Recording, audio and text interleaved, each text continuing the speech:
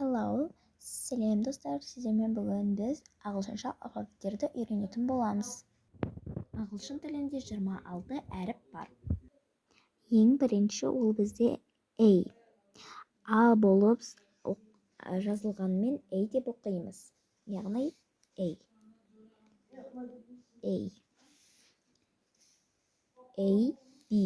Не жерде B. Яғни осындай илерді қосып отырамыз. C, D, E, F. Мына жерде E болғаннан кейін мына Еміз E болады әрине. Одан кейін бізде F кәдім Фи деп оқылмайды, не Фа деп оқылмайды. Бізде тек қана F болып оқылады. F. G. D, Ж, G. Мынау бізде G. H, I,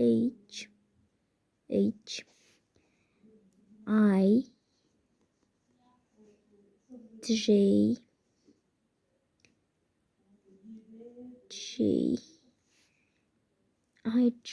K. Мына жерде K болып жазылады. Бұл жолы бәрінде қосылады, яғни қосылып жатыр. A, L, M, N, O, P, Q, R.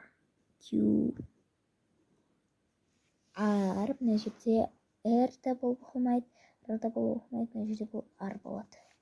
R, S,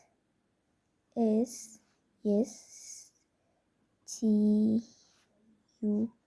Мына жерде әрбір үйдің қасына мен шығып жер бар тұрмын. U, V,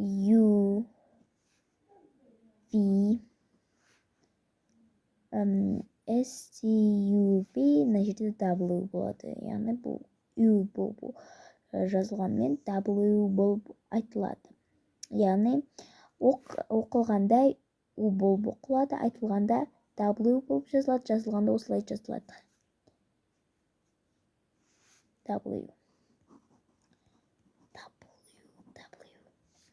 W, X. Мына жерде экскаватор дегенде X. X, U. Мына жерде U болмайды, бізде бұл жерде Y болады. Y, Z. Мына жерде Z болып оқылады.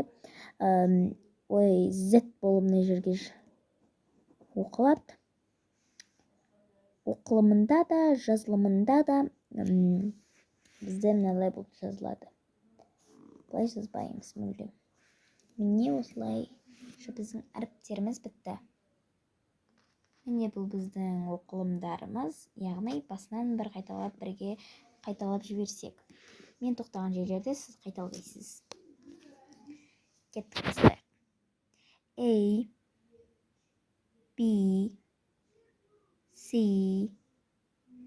D, A, F, J, H, I, J, K, L, M, N, O, P, Q, R, S, T, U, V, W, X, Y, Z. Міне бірге қайталадық. Енді біздегі ағылшынша алфавиттің кестесін көрсете кетейін сіздерге. Міне осы бізде ағылшынша алфавиттің кестесі. Кішкене бізбен бірге оқығанымызды сабақтың соңында жазып отырайық.